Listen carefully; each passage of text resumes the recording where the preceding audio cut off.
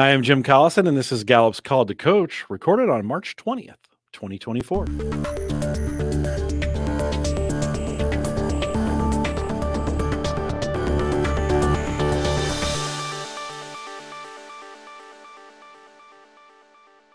Call to Coach is a resource for those who want to help others discover and use their strengths. We have Gallup experts and independent strengths coaches share tactics, insights, and strategies to help coaches maximize the talent of individuals, teams, and organizations around the world. If you're listening live, love to have you join us in our chat room. You can put your questions there.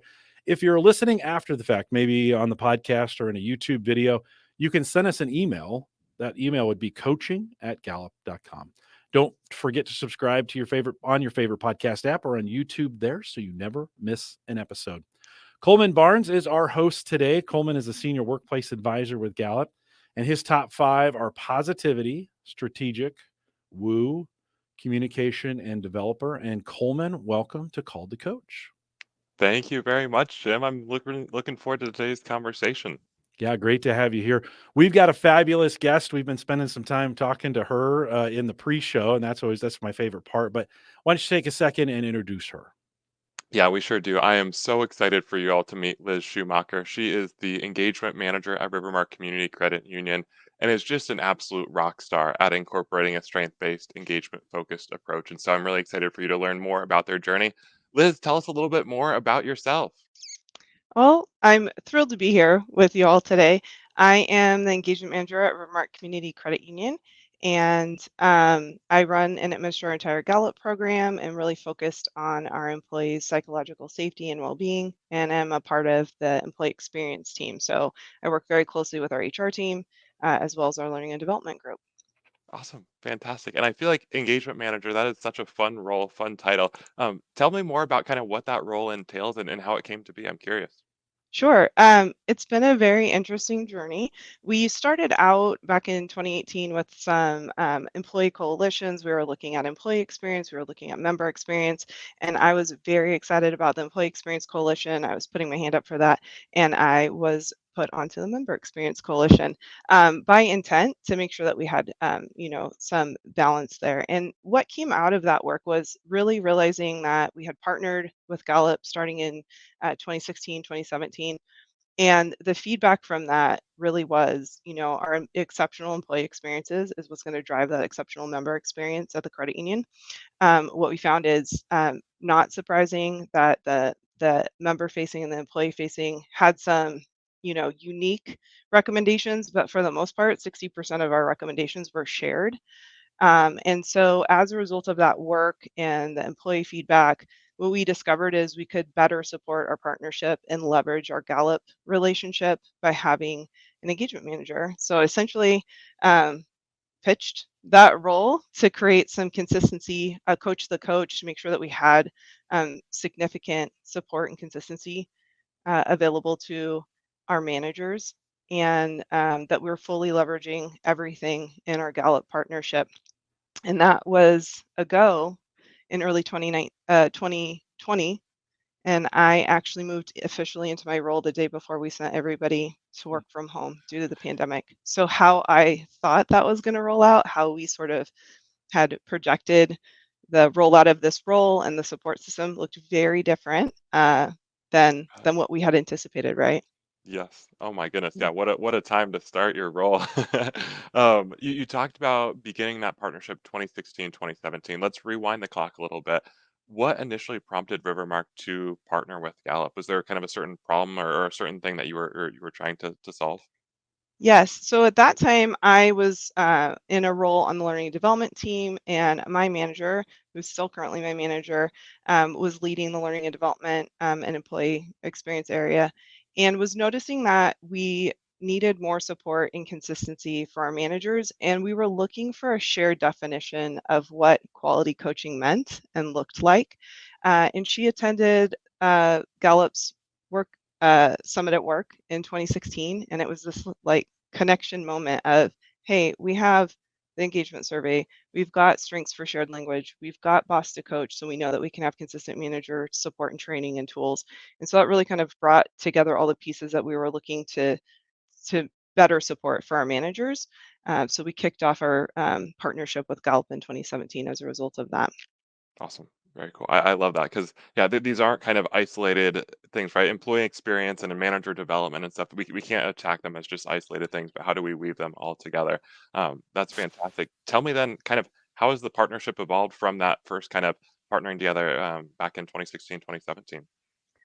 Um, Stepping into this role in 2020, some of the things that we really wanted to drive through Gallup was ensuring that we were providing a neutral conversation support for employees and for managers to make sure that we were breaking some of the cycles around the way in which we interacted with our survey outcomes. So, breaking a cycle of dismissing results or diminishing them or having folks feel like they needed to defend them.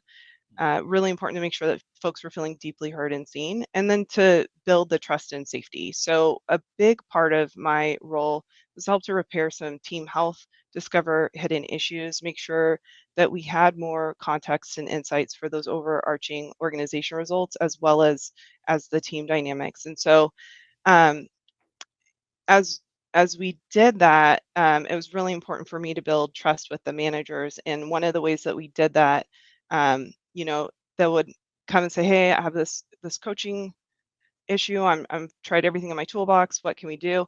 And we really built some trust by having some engagement one-on-ones with individual employees and then also the manager to really, uncover most of the time the thing that perhaps the manager or the employee thought was the reasoning behind the issue wasn't the issue at all, right?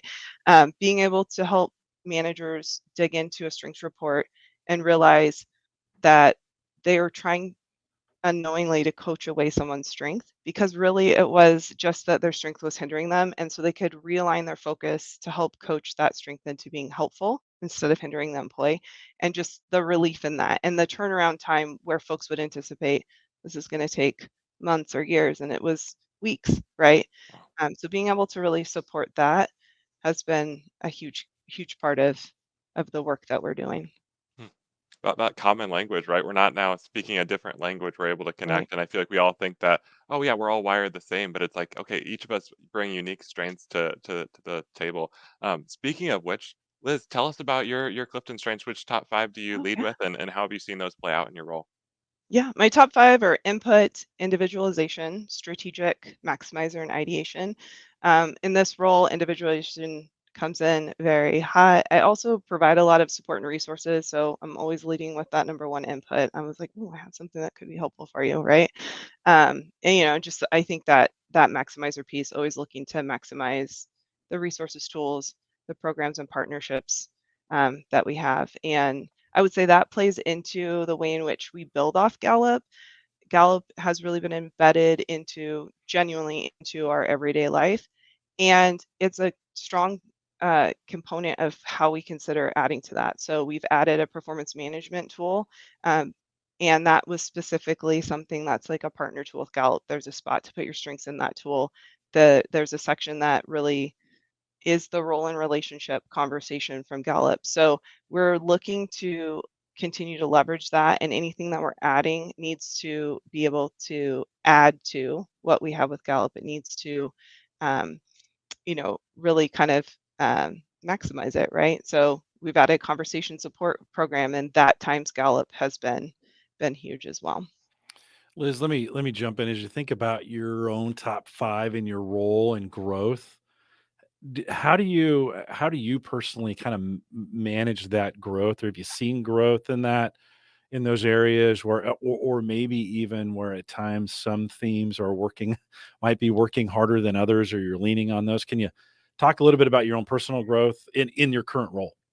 hmm Yeah, I think the ones that are more outward that I first described are the input and individualization that are used towards support for others. But I think really in building out this full engagement program and having it be a robust support system for our managers and leaders has really been strategic, right? And that ideation piece. And then as that's coming together, the maximizer is like, okay, well, how can we make good better? How can we make better best, right? So I think that has really shown up in the program. And I've also had to keep those, in check. There's a lot of conversations we have where it's very important to have authentic, sustainable growth for us. And there are times when it can be tempting. Leaders are like, okay, when are we going to hit that 70% engagement? And it's like, okay, so this is the measurement. And we gotta do the work. And so I was, love a good analogy. I was using the analogy of, if I need to get healthy, I could just roll the scale back and say nailed it, right? Or I can know that I'll check in with that, but I'm gonna maybe change some nutrition or go out and move more. So really focusing on, yes, that exceptional workplace metric is what we're aiming for. But what I want to see is folks having the psychological safety to show up for the conversations, for the survey. Of those metrics, the most important one to me is to see that 80% employee participation or higher.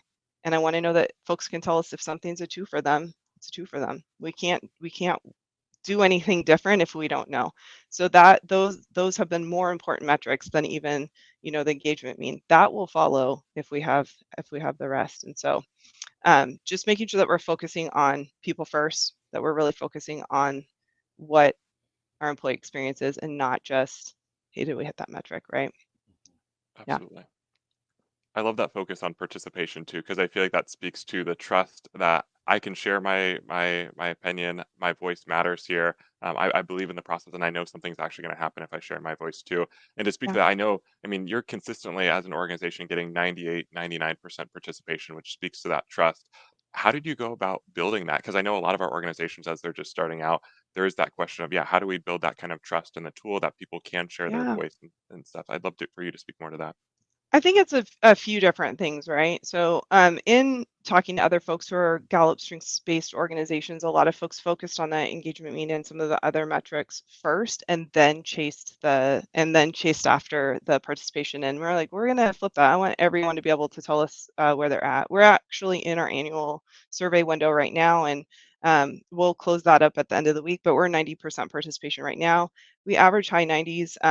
I think the closest, I would love to set a record and just have the survey shut itself down because everybody showed up. That would be amazing.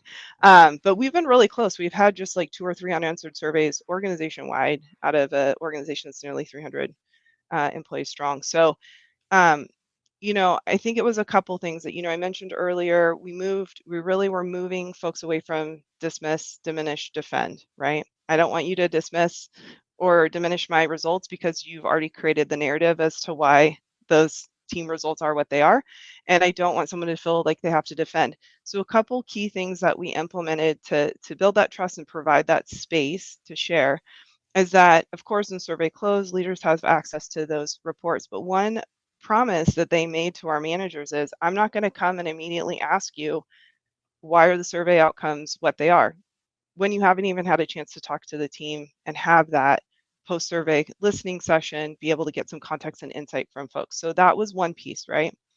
That also helped our managers shift from a mindset that this is their report card into, this is really a measurement of the health of the team and what can I support, right? So we're really kind of reframing those things. And then with my role, we have the first conversation. It's certainly not the only one, but I will conduct a listening session with every single team with their results. And it's a time for the managers, because they're not facilitating that conversation, to deeply listen and be able to take note of what the team is sharing. It also allows me to provide that feedback as the themes and narratives for a group up to leadership and give us more context for the org-wide results. And I think one of the pieces that really helped with that is being able to provide those narratives, the themes, the context, also still just as the group dynamic, and still in the same way as the survey is anonymous. There's no dismissing or diminishing, because it's like, oh, well, that was Liz's feedback. So, there's this filter about that feedback. And so what it really did is open up leaders to be able to hear what's working well, what can we help to address. And to your point, Coleman, for employees to know, if I participate in the survey, something's going to come of that, right? So yeah, we saw some shifts that were healthy. And what I mean by that is we had some teams that were showing up and everything was a 5 all the time. And that's, I have questions if everything's a 5 all the time, right? That may not always be true, That may right? not always Yeah. be true. Yes. So Yeah. with this shift, we saw those team scores decline, and a lot of things were on an average of 3. But the win there is that folks showed up for the survey. They didn't either avoid it, and that's the 80% or higher participation focus. They didn't avoid it, or they didn't just come in and check a 5 so we don't have to talk about it. They had the safety to come and say, this has actually been a 3 for me for a while, and here's why. Yeah. And coming from a place where it's like, hey, we want to create a really engaged, thriving team. And so we can't do Mhm. that unless we actually have those honest voices Yeah. and feedback. And I was taking notes of, yeah, those D's of, yeah, not diminishing, not dismissing. I feel like that's such a great takeaway. Yeah, wow, that's awesome. One thing Liz, that can you hold on, Coleman? I'm sorry. go ahead. Liz, can you say those D's again, just Yeah. for Yes. folks So we're taking really notes? focused. Yes, of course. So really focused on that we're not dismissing, Mhm. diminishing, or defending Mm. our employee experience, right?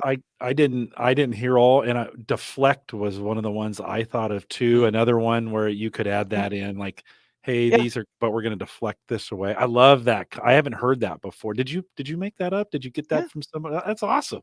hmm That's all right. Sorry, I'm fanboying here. Oh, Coleman, I'll no, turn it back I to you. love geeking out on Gallup with you no, all, I love it. so Yes, it's good. that's Yeah, a Liz Schumacher Rivermark trademark there. it I is. love that. Yeah. People are going to be Yeah, taking notes. yeah.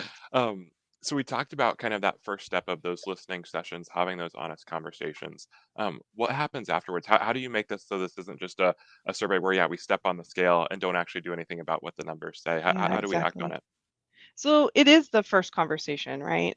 There's a few things too that we've implemented, be really clear on expectations. So for teams that are benchmarking, their team dynamic is totally shifted or it's new and they don't have trending data, their action plan is really to work through those Gallup activities that help them to team build, et cetera, right? We ask them to focus on their action plan before choosing a Q12 item to focus on. And so we followed up with, the managers and also hold conversations. They work through the action plans. And once we've had that initial listening session, then leaders are, scheduling time to meet with their teams and being really curious about the feedback that they received. And I think that's really kind of built a bridge for folks to feel like I'm deeply seen, I'm deeply heard. Um, and so we move forward with our plan that way. And then we're, constantly checking in. We're doing pulse checks, um, and being really focused on what is the most important thing right now. And we saw that through the pandemic. We did our normal Q12 survey cycle, and we also included some well-being pulse checks. We had some 3 to 5 question check-ins, and again, that was we need to hear from you. We want to know what's going on. So that is something we leverage during any time of change at Rivermark, in addition to the Q12 surveys. I love that just having a posture of listening and kind of checking in and kind Yeah. of hearing the voices. And I think that's so important because I think sometimes when organizations approach engagement, they think of engagement as it happens once a year, twice a year around the survey. And engagement is Mhm. not something that just happens around the survey, right? So how do you incorporate, we have the action plans. How is this kind of integrated into those ongoing conversations with teams and managers? So again, we have our kind of Gallup partner performance management tool that we use, and so that's worked into those, weekly check-ins, into the one-on-one conversations. The other things that we leverage as well is we have a manager peer support session that we offer once a month. That's a space that's exclusively intentionally designed to be peer space. So managers are the only ones in that space, and will often work through skill practice around the conversation program, around our Gallup items. Folks go into breakout rooms to have an opportunity to connect with each other and discuss, what they're doing to support their teams, as well as, maybe what some of their coaching wins or challenges are. And then we're really focusing that support and repetition on the manager professional development level. So I partner a lot with our learning and development manager. Her and I are getting ready with the support of a lot of folks internally to have our second annual managers conference. So, making sure that we're creating time and space for our managers to fully focus on those resources, tools, learning, and skill development. So it's something that we hold offsite for them. It's 2 full days dedicated to their learning and growth. And we've set it up in such a way that we run the same conference 2 times so that we have coverage, because we can't shut it down. So we can have half the folks come to one and half the folks come to the other. But it's always really those strong learning and development principles about repetition, right? We use it or we lose it. I think something that's really been a huge support in this role to managers is they can reach out anytime for a coaching consult. I had one last night that was like, hey, can we talk? Yeah, let's talk about what's going on. And then talking about the approach of how can we speak to this person's strengths, right? If they're filtering this through a particular strength, how can we make sure that we're supporting them? What questions do we want to ask to make sure we're not making assumptions, right? Absolutely. Yeah, how great that two things I heard in there. One is you're intentionally giving time for the development of the managers, right? Yes. And that it's not just happening and you're not throwing books at them, right? But you're designing and developing programs. And then two, when you've opened up an area where the managers can come and get help. I think sometimes we think, oh, you're a manager now, you got it all figured Yeah. out. They're like, I'm sinking, Hang on. I need help, right? And then that coaching was strengths based, right? So they can get an opportunity to come in and hear, okay, here's who I am and here's the problems I'm Yes. facing and how did I do that? I think this is a good time. We have a question. Leslie brought this question in from chat. She says, what steps are taken or were taken to encourage managers to create psychological safety, a term we're hearing more and more often all the time, Mhm. for the individual contributor? Thoughts You on know, that? that really was a big component and one of the pieces to start having those listening sessions facilitated by the engagement manager.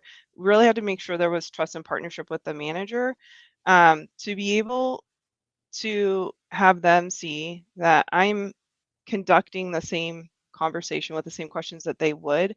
But what we were actually showing is a filter that a lot of employees had, which is they would tell me things that they weren't sharing with their manager, and not necessarily because they didn't have trust with their manager, but because one of the filters for the employees was, I'm trying to figure out what I think my manager wants me to tell them.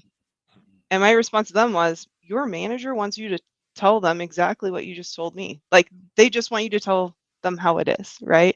And so I think that was really eye-opening, especially in the first kind of 18 to 24 months of this program, was really realizing what were some of the filters that were getting in the way. It's not necessarily things that you automatically think of when you think of someone not feeling like they have psychological safety. It's not always, sometimes those are self-imposed. And so it was very interesting to build trust with the managers, to realize no one's saying you can't hold this conversation or lead this session. We're getting more deeper, quicker for you with this when your team knows that you can deeply listen. When I know you're not, but they now know that you're not trying to lead the Q12 conversation, or they're not trying to figure out which item you want them to focus on, right? So just kind of created a situation where everyone could show up better, everyone could be more authentic, and created safety for the managers, quite frankly, as well. Wow, that's fantastic. I love that idea of, yeah, just creating those safe spaces. And Jim, what you were talking about too, of, yeah, creating that manager support of that kind of peer-to-peer network. I feel like we've been seeing that kind of squeeze on managers lately. Of managers are asked often to do more things with less resources in a changing world and Yeah. changing environment. So having that Hmm. Yeah. support's huge. Well, we know our Yeah. numbers say the managers are being neglected more and more. They're being held accountable more and more, and they're disengaged at levels that are below those ones, the people that they're managing. Right, they're the most Yeah. disengaged group in our database now, and so it's great. Listen, it warms my heart to hear you guys because it's so important that we get the manager role right, and then we get that strengths based. We get it right in a strengths based way too for them. Yeah. So great job on that. Coleman, I'll turn it back over to you. Yeah, no, I agree. And not to go all data, but I mean, and we also know managers account for 70% of the variance in their team's engagement. So if they're the ones driving engagement and they're not engaged and don't have the support, it's really hard for their teams to be engaged. So Well, that was our number one ask when we kicked this program off, as managers saying, "Hey, I want to make sure that I have the same. I'm an employee, and my employee experience matches the one that I have an expectation to provide through Gallup to my employees." And so, one of the things that we added in, we had the initial listening sessions with all the teams, and then it was really realizing, hey, let's also make sure that we're addressing that by role. And so, as we do those listening sessions, we're going by department or team, but we're also holding one for the managers in their peer groups so that they're getting to speak to their employee experience within their role. And so they can focus on their team's experience, right, in their environment and space, but they're also getting that same support that we're asking them to give to their direct reports. I love that, focusing on their engagement. I'm curious, as you were rolling this out and kind of this Clifton Strengths employee engagement, how did you get that buy-in? Were there any people that might not have gotten on board as quickly, and kind of how do you gain that buy-in at each level? Sure. When the program started, prior to the engagement manager role, we really had top-down buy-in. We started with the top 5 report for everybody and eventually expanded that to the full 34. We implemented the engagement surveys. We put everyone on the manager level and above through, at the time, leading high performance teams training, and brought Gallup on site for that. And what we've continued to do as we move forward is we have Rivermark managers go through Boss to Coach annually, make sure that they're receiving that training. But I think a big piece of it was we had a pretty, I would say, a pretty typical or average rollout when you follow all the steps that Gallup provides you to onboard your organization and your teams. I think we saw a jump in that with my role because we were able to give people some space. And what I mean by that is you had different levels of adoption. The whole purpose of this role is to create some consistency in the utilization, making sure that all teams are getting a similar experience. And so it was being able to say, hey, you're fully bought in and using all the tools and resources. That's fantastic. We're going to keep that going. For folks who maybe weren't, I, again, defend, dismiss, diminish, right? You don't have to tell me why you haven't been using it. It could be that you didn't really buy in yet. It could be that you were bought in, but you became overwhelmed. It doesn't matter why. But here's what we're going to do from this point forward. We're going to provide you all the support you need to be able to offer that in the same way that your peers are. And so being able to look at that and give them that space to say, I need a little help. I'm overwhelmed by how to get to my resources. I'm not sure how to execute this. I want to, but I'm busy. How do I do those things, right? Yeah, absolutely. I love that. Yeah, and I feel like everyone learns differently, and so instead of saying, what's right, yeah, it's asking those questions, it's providing that space and providing them the resources. I'd be curious if you have any like stories of, as you've been on this journey since 2016, 2017, of team engagement increasing, or CliftonStrengths playing a really powerful role. I feel like stories always bring this to life. Yeah, I have one Q10 bestie at work that comes to mind. Have mentioned that there's folks who come to work for us who have used Gallup elsewhere, and so occasionally they'll come in and be like, "Yeah, I know Gallup, right? Like, who's this chick? Like, why do I need you to talk to my team, right? I know how to do Gallup." And so a lot of times we'll ask, like, what did that look like for you at your last organization? Because probably didn't do Gallup the way we do Gallup, right? And so it's interesting to build that trust and relationship, and have folks realize it's not an indication uh, that you aren't a good manager or you can't talk to your team, for your team to have a neutral place to come talk. So building that trust that the space that I'm making for their employee is a safe space, and it's going to support the work that they're doing in their location. We've had, um, some space for employees to come have, I like to say, their sloppy copy. So, hey, I need to have a conversation. I'm nervous to have that conversation. I want my intent to match my impact. And maybe need to have that conversation with a manager or a teammate or someone else. But they can come kind of talk through that. We can help them feel prepared. My pledge to those employees is I'm not going to go have your conversation for you. I'm never going to be like, hey, Coleman's on his way. We just chatted, right? I'm right next to you, behind you, where you need me to be so that you can go have your own conversation successfully. A lot of times, employees have engagement one-on-one. So we have a system set up where folks can trust that they can get a minimum of 15 minutes to talk through something if they need to, and that's supported by the managers without having to say, hey, I'm going to go talk to Liz about this. One of those benefits that we didn't anticipate of launching this role right before we went to working very blended and virtually was that it's given folks a little more privacy and autonomy. Nobody's walking past and saying, like, oh, I saw you were talking to Liz. What's going on there, right? Because we can have a conversation virtually, using Teams. I can help someone at our, furthest location from me, and then help someone who's at the location that's closest to me.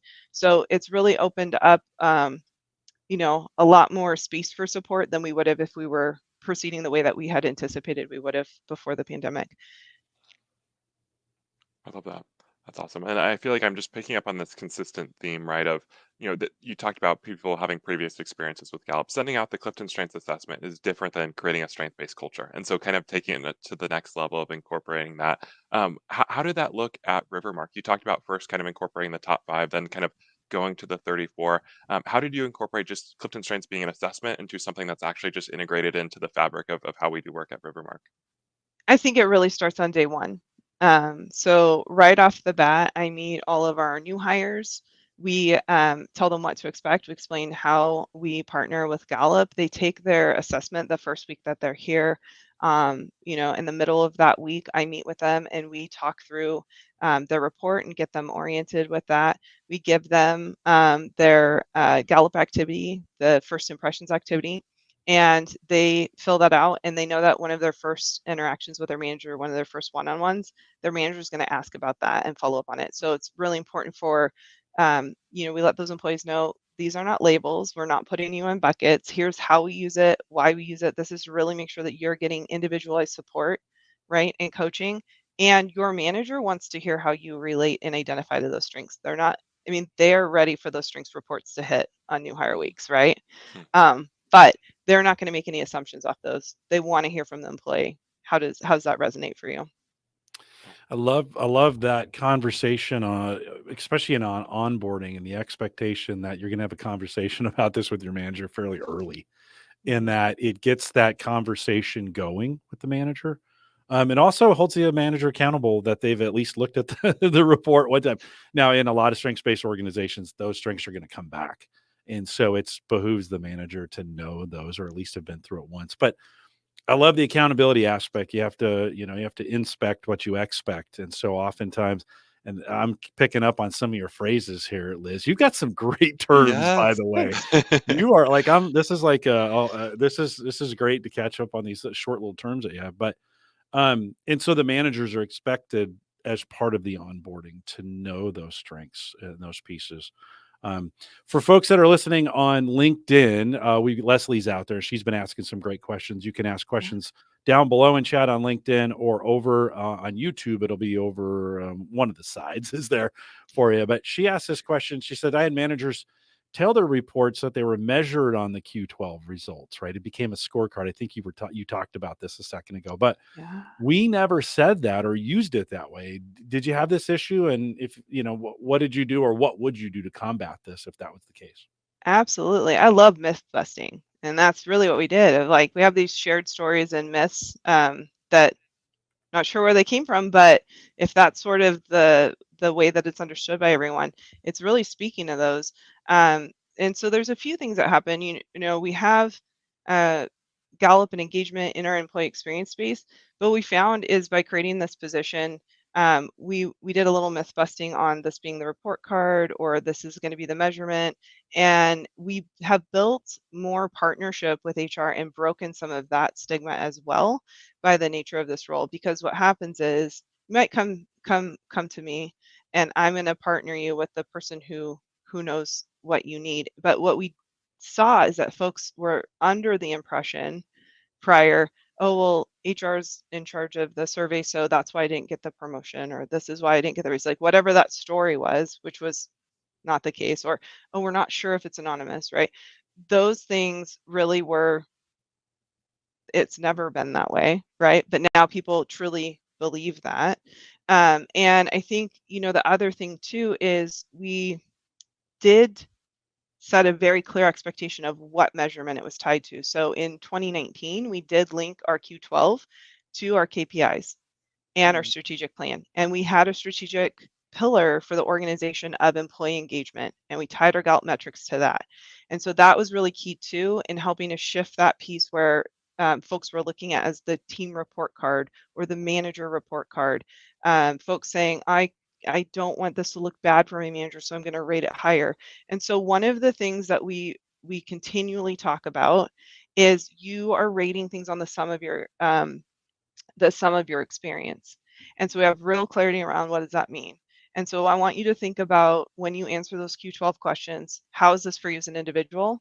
How is this for you as a team member? And how is this for you in the organization? And knowing that fives are not perfection and they're possible. Fives are, my needs are met consistently, right?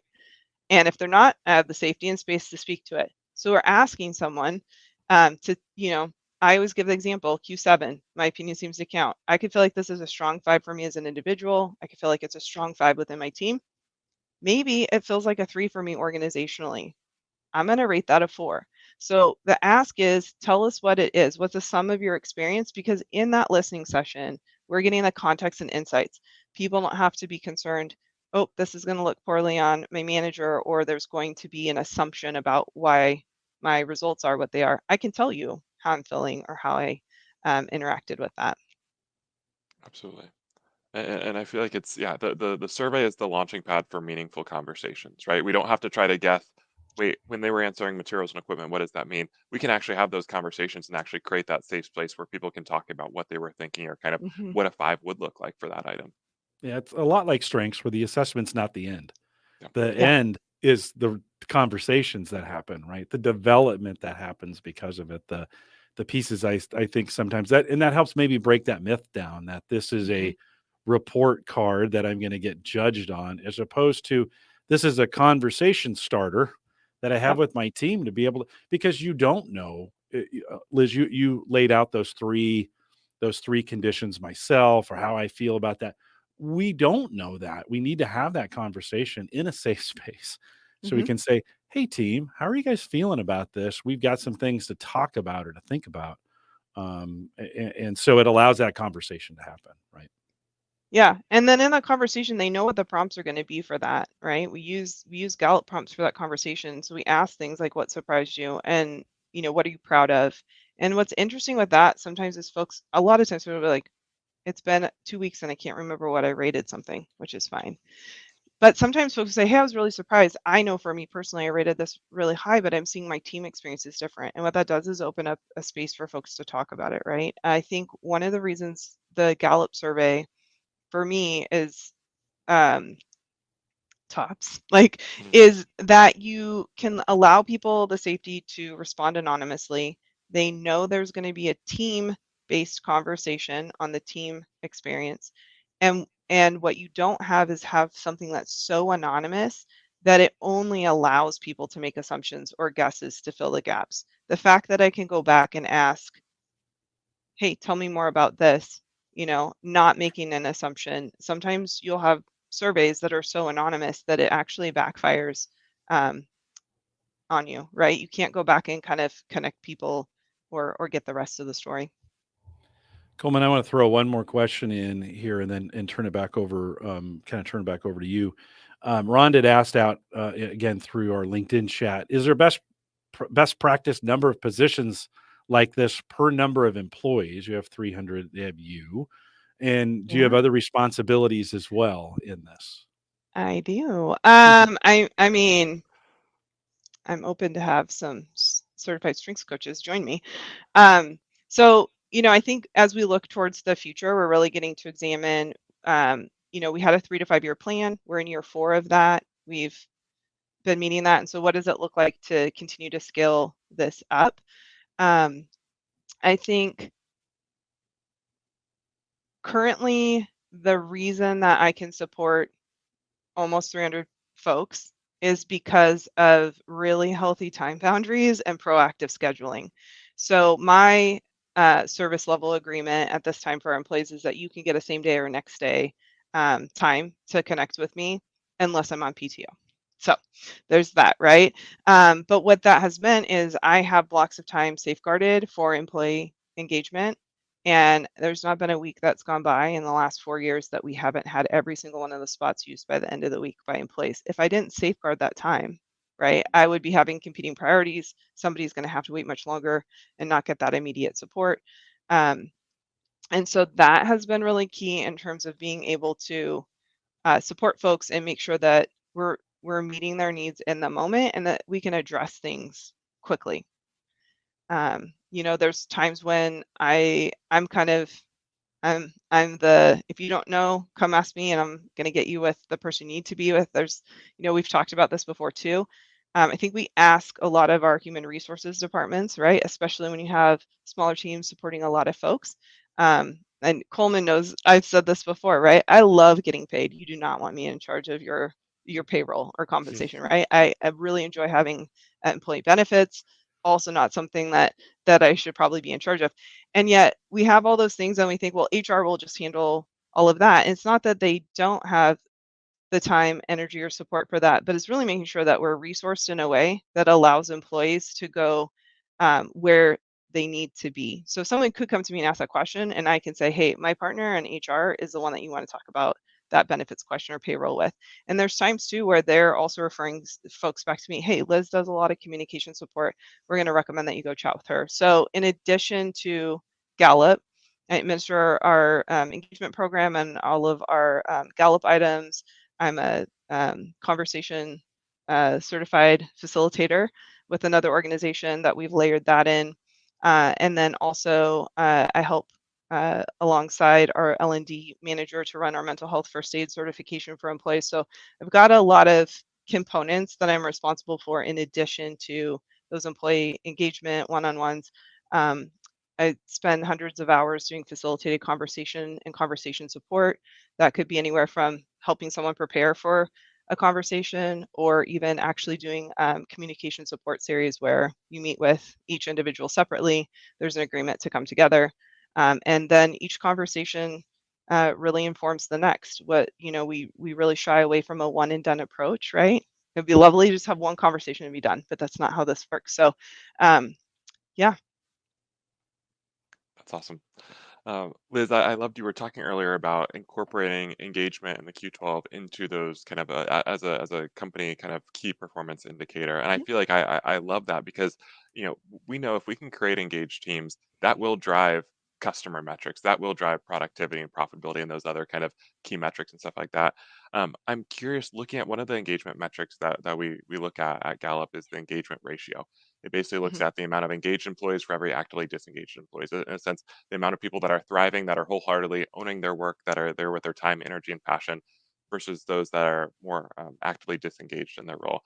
Um, One of the things in this journey that we've seen is that ratio has really skyrocketed at Rivermark, going from at one point more like a 5 or 6 to 1 to at the last survey a 73 to 1. Not that that's the gold standard, right? We know participation, we know getting honest results is so important, but I'm curious, I feel like that's such a vivid ratio. I'm curious to see what does that look like when you walk the halls going from a ratio of, of 6 to 1 to a 73 to 1. How have you felt that at Rivermark? I think the big flip in that has been the space for folks to tell us what's really going on, right? So if I'm feeling disengaged, but I don't have the safety to say that, I'm going to be at a 5 to 1 ratio. And I think that, I mean, that felt awesome to see because you can feel the difference.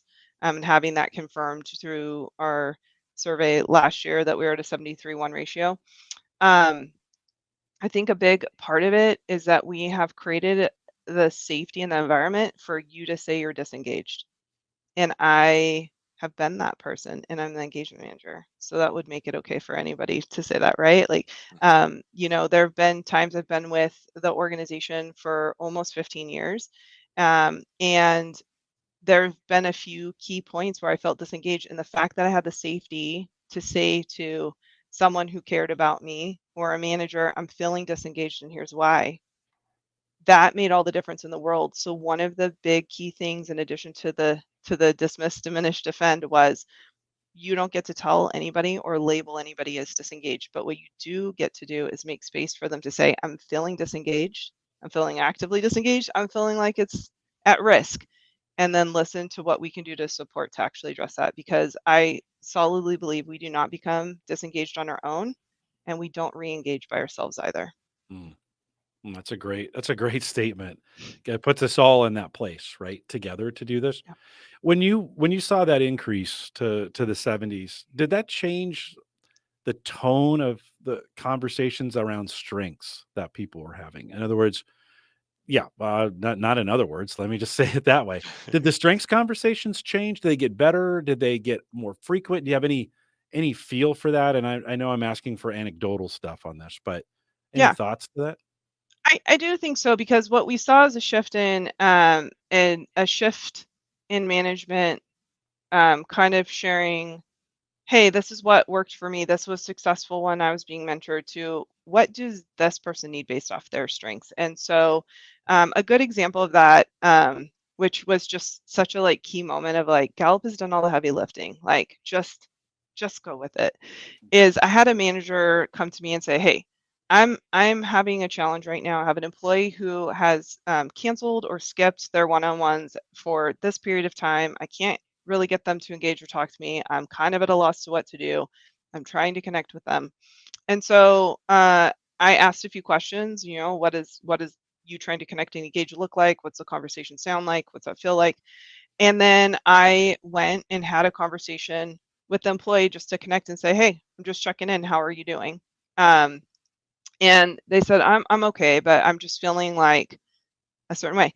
Their number one strength was responsibility. And at the end of the day, from my conversation with them, I could go back to the manager and say, hey, let's go look at the coaching questions for responsibility and let's see if one of those jumps out for you, because I think that is your next opener for your next encounter with this person. And so we looked at it and they were like, yep, for what do you feel responsible for? That's going to be the one. I check in with them, like, how did it go? It went terrible. I was like, okay, tell me more. What happened? Like, I asked the question, like, tell me exactly what happened. And like, why riffed on it? I asked, what are you working on? And I was like, okay, I'm going to send you back in and ask you to use the exact wording that Gallup put down, because that's not the same question when filtered through a responsibility strength. And Gallup has worded the question to speak to that person's strength. So go back and try again and use the exact wording that Gallup gave you. They came back and overjoyed said, I've never had this type of encounter with this employee. They wouldn't stop talking. Our one-on-one was 90 minutes. It was only scheduled for 30. And so that power of seeing what using those tools as they're designed is, and I think that's been a big piece too of managers telling each other, hey, this actually works. Hey, here's my experience with what happened. And I think that's where we saw a pickup in year 2 of this role. We had a shift where more people were reaching out to me to connect than it shifted from me being the one that was the primary person to kind of reach out and ping stuff. So we kind of saw that shift. And I think those kind of encounters, when managers are using those tools specific to strengths, then we're actually also dialing in using your strengths to do your work. And so that's that engagement ratio flip for me every time. I love that. That's awesome. That's such a great story. And yeah, I mean, you don't have to reinvent the wheel, right? We know people's strengths, and we have questions that are tailored to those people's strengths. One of the questions that we got in the chat was from Nick, and I thought would be a great one to talk about. He asked, has there been a Q12 question you have been the most proud of in terms of change enablement or impact? I mean, my favorite Q12 question is the most controversial of all the Q12 questions, which is Q10 best friend at work. And I think that for me has been a shift in the engagement as well. I'm sure you could make an argument for any of them, but I will say Q10 best friend, when I love to have a good chat about it, when people are like, I do not like the question. I would answer it differently if it didn't use best friend, right? And we talk through, hey, toxic teams, people who are friends for survival can give I have a friend at work a 5, but exceptional workplace environments, engaging workplace environments can give best friend at work a 5. And really talking about what's at the root of that question. It's really about belonging and inclusion and safety. And where we saw a big shift too, as we were experiencing the pandemic, we had some major wildfires in an area. We were just having some really unprecedented things happening back to back. And folks who had told me previously, best friend means something different to me. I don't care what the definition in the context of the survey is. I'm never going to give it a 5. Gave it a 5 and said, hey, you know what flipped for me is people reached out and asked if I was okay. Not tied to a task request, not tied to seeing if I'm logging into work today, but somebody actually cares about me. And I would say somebody cares about me at work. Q5 and Q10 best friend have been the ones that have really, you know, moved for us. I think the other thing that we're seeing is healthy rhythms, and that's a focus for us as well. Our focus is not for managers to be like, I have to get all 5s all the time. The focus is healthy rhythms. So we have a team that has been at exceptional workplace metrics the entire time that they've been in existence. They're a newer team. And part of them being a really great example is, well, they're at those exceptional workplace metrics, they also have healthy rhythms within that space. So they had a few folks who promoted to other positions, which is exciting. And my Q10 best friend doesn't work right next to me in the same space every day. So I still have that relationship, but it feels different and I'm kind of bummed. So the fact that they can maintain exceptional workplace environments and still see the actual natural dip in that, it's a heartbeat. And that's how we treat the Q12, right? Like, do we have a healthy rhythm? I have questions if we're just at fives all the time, right? So I want to see things shift based off what's actually happening in your life. And it also proves that it's possible to have exceptional workplace metrics and have real life happen and have things shift down and then back up. Absolutely. I Yeah. loved what you said at the beginning too about you can have a team that scores highly in the Q10 and it can be a toxic environment or a really healthy exceptional environment. And I think that speaks to that the Q12 can't be in silos, right? Q10 can't be in a silo with each other. If we have strong best friends, but we don't have the materials and equipment and the communication and are in roles that are fit where we can leverage our strengths, then it can easily turn into a gripe session. But when we Yeah. have friendships, in addition to having clear expectations and having people that care about me, and having the opportunity to do what I do best, it can really just create a really thriving atmosphere. And I loved what, yeah, Mary said of, yeah, those healthy rhythms, such a powerful concept. One thing that stood out to me when I very first started working for Rivermark, even predating Gallup, but feeling like we're harnessing it and using it in conjunction with Gallup, is it really stood out to me how many folks at the credit union had genuine, true friendships and relationships to the point that we spend a lot of time together during our working hours, and the number of folks who are opting into spending time in their off hours, or oh yeah, we spent the weekend together, we went hiking, and it's like this is a very unique environment, right? That's something that's very different. And I think that also kind of speaks to the health of the organization, is that we've got a lot of folks who have created lifelong relationships just from starting out as workmates, and it's something that's pretty unique, I think. It's always good to hear. It's always heartwarming to hear that. I hear a lot of these, but it's always very heartwarming to hear stories like that as you talk about friendships, because you can feel that. Like, that is a measurement that is felt in an organization, especially when safety, in this case, wildfires, Yeah. are there, right? I mean, in someone just checking in where it's not a job, it's not a check mark, it's not a, it's not a implied responsibility. And maybe sometimes it is. In some situations that would be expected, but I love to hear that. As we kind of think about wrapping this up, I want to hear a little bit from you, and Coleman be thinking of a question too around the future of this, of strengths and engagement. For what's that look like for you guys, or as you personally think in your own role for the future? What gets you excited? I think as we continue to grow, and becoming a Gallup certified strengths coach last year has really also provided some more additional resources and tools. And so that's given me some, like, oh, what's the future look like, right? That's my future of six kicking in and my maximizer. And I think as we continue to grow, it would be lovely to have, to the question earlier, there's one of me. So I think it would be really great to continue to build out the infrastructure of support for our managers so that they can continue to receive the same level of support that they have been, even as we grow and level up as an organization, and having more folks who feel like they're an expert with those tools. Absolutely. Yeah, I feel like that's so key, especially as you continue to grow, to have those champions, to have those people that are equipping and investing in managers who are then investing in their teams. Um, to wrap us here, let's then we looked forward, let's look backward of looking back on this journey of 7, 8 years. What are you most proud of from looking back on this journey of becoming strength based, becoming engagement focused? What gets you excited? What are you most proud of? I am really proud of our participation and engagement. I think that speaks volumes. That's folks being able to show up and they're choosing Rivermark and Rivermark is choosing them.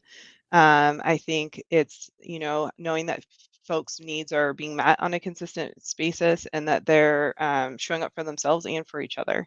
And I think we really are able to leverage that.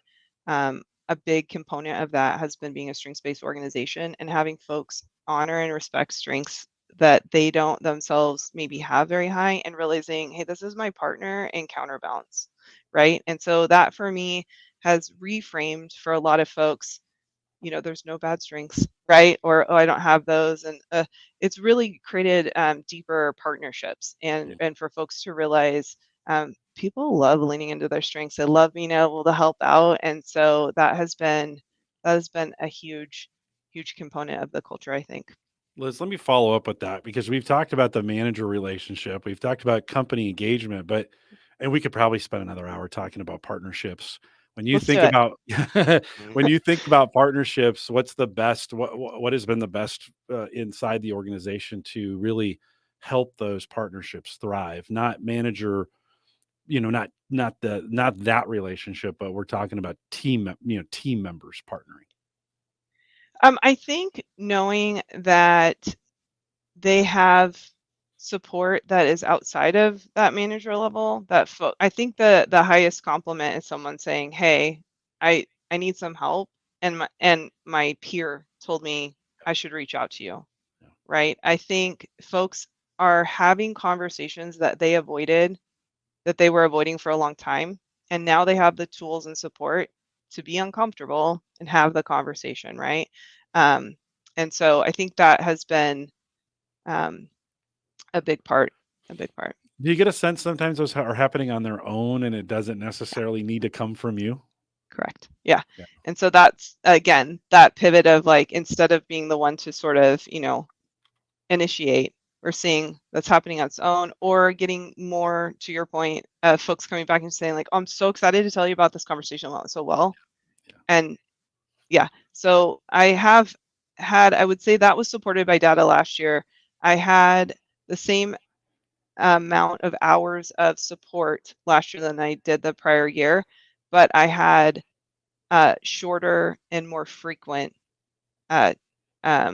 meetings. So I had almost double the meetings, but the same amount of hours. So it's folks just doing a quick check-in or saying, "Hey, I already did the thing and I just want to tell you about it." And that's huge. Did you manage that at all through the someone cares about me question in the Q12? Does that pop up at all as we think about team efficiencies or team relationships getting better?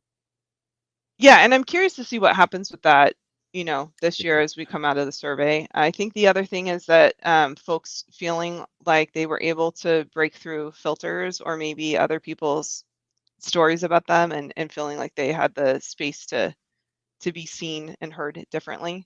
Hmm. Hmm. Awesome. Yeah. Coleman, we're at our time. There's never enough time, but take a second and thank Liz for being here today. Yes, Liz. Oh my goodness. It has been such a joy working with you, and I am so excited to see what the future has in store.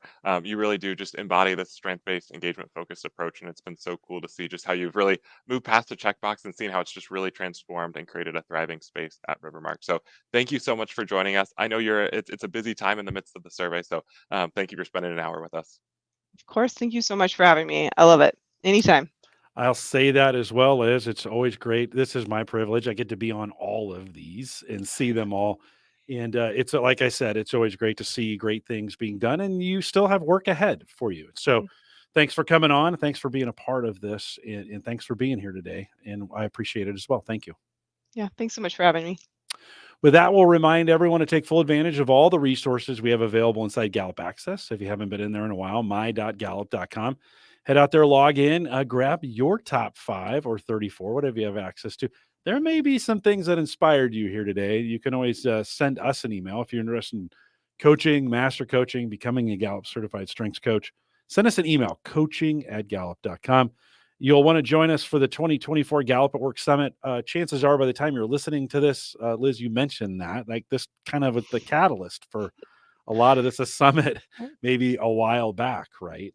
Yeah. And so maybe some of you were thinking about coming out and joining us. By the time you listen to this, time is drawing near. So head out to gallupatwork.com. You can join us in person here in Omaha, or we have a virtual option for you as well.